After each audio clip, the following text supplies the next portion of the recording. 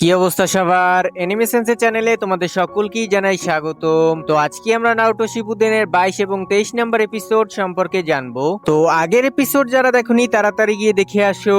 আরেকটা কথা, চ্যানেলটিকে সাবস্ক্রাইব করে দিও। তো চলো বেশি বকবক না করে মূল ভিডিওতে চলে যাই। তো এপিসোডের শুরুতেই আমরা দেখতে পাই দেইদেরা নিজের হাতের ভেতর থেকে ক্লে বের করছে। নারুটো তখন বলে, তুমি এটা কি করছো?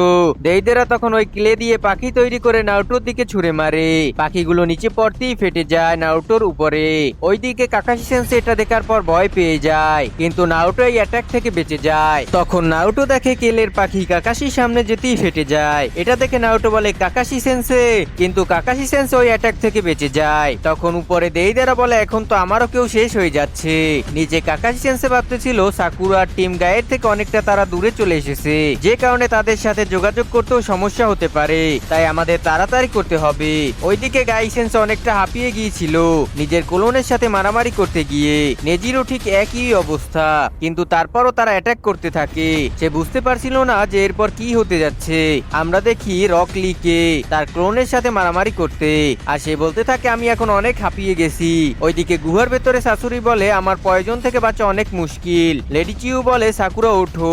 তখন শাশুড়ি বলে, ভুলে যাও ওর ওঠার কথা। আমরা দেখি সাকুরাকে শাশুড়ি বেঁধে ফেলেছে। পয়জন দুয়ার ভেতর থেকে সাকুরা তার নিঃশ্বাসকে আটকে রেখেছে। তখনই সাকুরার মনে পড়ে সে নারুটোকে বলেছিল এখন থেকে সে কারোর উপরে বোঝা হবে না। তারপর সে বলে, আমি এখানে এভাবে মরতে পারি না। বাইরে লেডি চিউ চিন্তা করছিল এখন যত সম্ভব পয়জন গ্যাসের প্রভাব শেষ হয়ে গেছে। শাশুড়ি তখন বলে, চিন্তা করো না, আমার কাছে এখনো আরো আছে। তখন শাশুড়ি আরো একবার পয়জন গ্যাস ছুড়ে মারে, যেটা দেখার পর লেডি চিউ ভয় পেয়ে যায়। তখন দেখে ভিতরে সাকুরা তার ব্যাগ থেকে কিছু একটা বের করছে। তখন একটা বড় বিস্ফোরণ হয় ওইখানে, যার কারণে সাকুরা বিস্ফোরণে হাওয়ায় উড়ে যায়, কিন্তু লেডি চিউ তাকে ধরে ফেলে। লেডি চিউ তখন সাকুরাকে বলে, তুমি কি ঠিক আছো সাকুরা? আর কিছুক্ষণের মধ্যেই সাকুরার হুঁশ ফিরে আসে। তখন সে বলে, তুমি আমাকে পয়জন দিতে চাও যাতে আমি তোমার কাছে পৌঁছাতে না পারি, কিন্তু তোমার কাছে আমি পৌঁছাবো, দেখে নিও।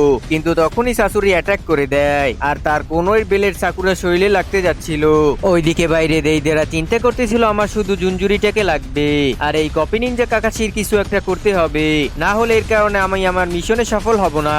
আর তার সাথে নিজের স্পাইডার বোমগুলোকে নিচে ফেলে দেয়। ওইদিকে তখন কাকাশিও আসছিল, আর তখন স্পাইডার গুলো নিজে থেকে অ্যাক্টিভ হয়ে যায়, আর কিছুক্ষণ পরে ফেটে যায়। এটা দেখে নারুটো ভয় পেয়ে যায়। আমরা দেখি কাকাশি সেন্সি দোয়ার মধ্য থেকে বের হয়ে এসেছে। কাকাশিও বুঝতে পেরে যায় দেইদেরা তাকে নারুটো থেকে আলাদা করতে যাচ্ছে, যাতে সে নারুটোর সাথে একা লড়াই করতে পারে। উপরে দেইদেরা বলে, তাহলে ঠিক আছে, এখন তোমাদের দুজনকে আমার একসাথে শেষ করতে হবে। আমি যদি আগে জানতাম তোমাদের সাথে লড়াই করা লাগবে, তাহলে আমি আমার সাথে আরো বেশি ক্লে নিয়ে আসতাম। আর হ্যাঁ, আমার কাছে আরো একটা ট্রাম্প কার্ড বেঁচে আছে। এইদিকে গুহার ভেতরে লেডি চিউ আর সাকুরাকে দেখা যায়। লেডি চিউ দুইটা পাপেটকে বের করে যাতে শাশুড়িকে অ্যাটাক করতে পারে, আর লেডি চিউ বলতে থাকে শাশুড়িকে, তুমি এতটুকু জানো না মহিলাদের সাথে কিভাবে ব্যবহার করতে হয়? শাশুড়ি তখন বলে, ও আচ্ছা, তাহলে আপনি এদেরকে নিয়ে এসেছেন এখানে। লেডি চিউ তখন বলে, এগুলো এই পাপেট যেগুলো তুমি প্রথম বানিয়েছিলে, ফাদার আর মাদার। শাশুড়ি তখন বলে, এটা করে তোমার কোনো লাভ হবে না, কারণ এদেরকে আমিই বানিয়েছি, তাই এদের সব ঠিক আমার জানা আছে। তখন লেডি চিউ দুইটা পাপেটের হাত একটা আরেকটার সামনে আনে, আর দুইটা হাতের ভেতরে আমরা তার দেখতে পাই। লেডি চিউ তখন সাকুরাকে পিছনে আসতে বলে, আর তখন এই দুইটা পাপেট গিয়ে শাশুড়িকে অ্যাটাক করতে যায়, কিন্তু শাশুড়ি নিজে পাপেটের হাত জয়েন্ট খুলে দেয় যাতে সে এই অ্যাটাক থেকে বেঁচে যায়। তখন শাশুড়ি পাপেট একটা ব্লেড বানায়, আর লেডি চিউর পাপেটের হাতের ভেতর থেকে অস্ত্র বের হয়। তখন সবগুলো পাপেটের মধ্যে লড়াই হতে থাকে। এইদিকে শাশুড়ি তার সম্পূর্ণ জোর লাগাচ্ছিল, আর এইদিকে লেডি চিউ তার সম্পূর্ণ জোর দিয়ে অ্যাটাক করছিল। কিছুক্ষণের জন্য দুজনে শান্ত হয়ে যায়, আর নিজেদের পাপেট গুলো নিজেদের কাছে নিয়ে আসে। শাশুড়ি তখন বলে, অনেক হয়েছে, এবার দেখো আমি কি করি। শাশুড়ি তখন পাপেটের মুখ খুলে দেয়, আর তার পাপেটের মুখ থেকে কিছু বের হতে থাকে। এটা দেখে লেডি চিউ মনে মনে বলে, আমি ঠিকই ভেবেছিলাম, এটা থার্ড কাজে কাগের জুৎসু।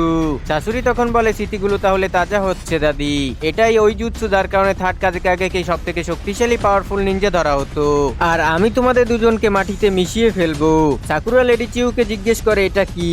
লেডি চিউ তখন বলে, এটা আজকের সময় সব থেকে পাওয়ারফুল অস্ত্র, যার নাম আয়রন স্যান্ড। লেডি চিউ সাকুরাকে বলতেছিল, এটা থার্ড কাজেকাগের অরিজিনাল জুৎসু আয়রন স্যান্ড। এই আয়রন স্যান্ড যে কোনো শেপ নিতে পারে। সাকুরা তখন বলে, এটা কিভাবে হতে পারে? এটা তো শুধু একটা পাপেট, আর এর কাছ থেকে এত চাকরা কিভাবে আসলো? লেডি চিউ তখন বলে, আমার কাছে যে পাপেট গুলো আছে এগুলো শুধু নর্মাল পাপেট, আর শাশুড়ির কাছে যে পাপেট গুলো আছে এটা আসল মানুষ দিয়ে তৈরি, আর ওই পাপেটের সবগুলো অ্যাবিলিটি আছে যা লর্ড কাজেকাগের কাছে ছিল। তখন শাশুড়ি বলে, এই পাপেট আরো অনেক কিছুই কিছুই করতে পারে, আর এইটা আমার সব থেকে পছন্দের পাপেট। লেডি চিউ তখন বলে সাকুরা তুমি এখান থেকে চলে যাও, কারণ এই লড়াই আমার আর শাশুড়ির ভেতরে। তখন শাশুড়ি তার পাপেট দিয়ে অ্যাটাক করে, ওইখানে যতখানি আয়রন স্যান্ড ছিল ওইগুলো শুয়ের মতো বানিয়ে অ্যাটাক করে।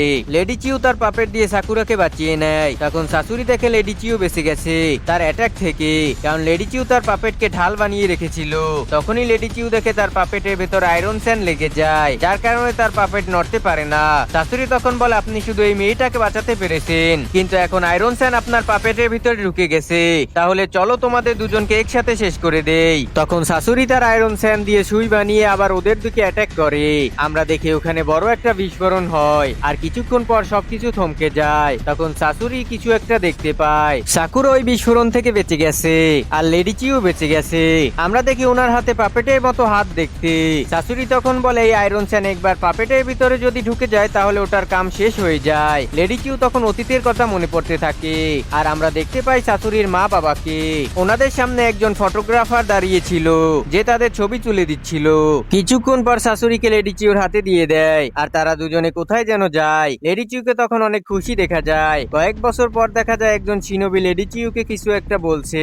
এটা শোনার পর লেডি চিউ কান্না করতে করতে বলে এটা ঠিক করনি হোয়াইট অফ লিভ ভিলেজ। ওইদিকে শাশুড়ি ততদিনে অনেকটা বড় হয়ে গেছে, আর সে জানালার বাইরে তাকিয়েছিল। লেডি চিউ শাশুড়িকে দরজার কাছে দাঁড়িয়ে ওকে দেখছিল। পরের দিন সকালে লেডি চিউ আর শাশুড়ি কোথায় যেন যাচ্ছিল, তখন ওদের সামনে একটা বাচ্চা পড়ে যায়। তখন ওই বাচ্চাটার মা বাবা বাচ্চাটাকে উঠাচ্ছিল। এটা দেখে শাশুড়ির মনটা খারাপ হয়ে যায়। শাশুড়ি তার নিজের বাবা মার কথা মনে পড়তে থাকে। লেডি চিউ তখন বলে কি হয়েছে শাশুড়ি? শাশুড়ি বলে চলো দাদি আমরা এখান থেকে চলে যাই। তারপর আমরা দেখি শাশুড়ি তার বাড়িতে বসে তার মা বাবার ফটো ফ্রেম দেখছিল। তখন সে দরজার কাছে কিছু একটা দেখতে পায়, দরজা দিয়ে ছোট একটা পাপেট ভেতরে আসে। এটা দেখে শাশুড়ি অনেকটা খুশি হয়ে যায়। আমরা দেখি ওই পাপেটটাকে গ্রেনিচি কন্ট্রোল করছিল। শাশুড়ি তখন বলে লেডি চিউ আপনি এখানে? লেডি চিউ তখন বলে তোমার এটা পছন্দ হয়েছে শাশুড়ি?